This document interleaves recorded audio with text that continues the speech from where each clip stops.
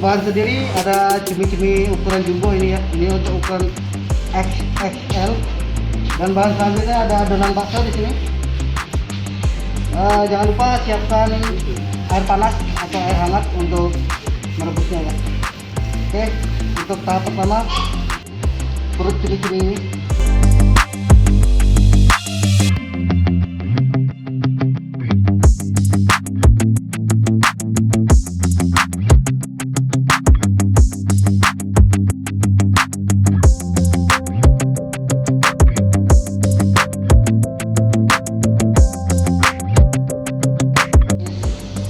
Setengah lah kira-kira ya.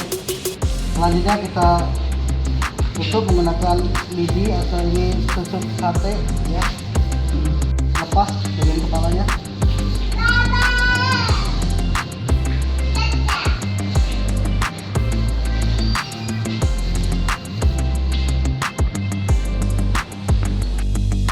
Tutup seperti ini, jadi kita tinggal masukkan di kuah yang agak sedikit panas, jadi untuk direbus.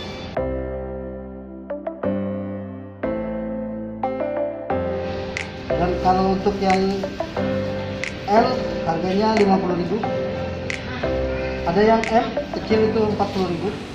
Ini untuk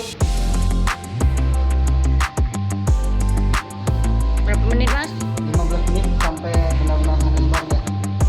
Teksturnya lembut.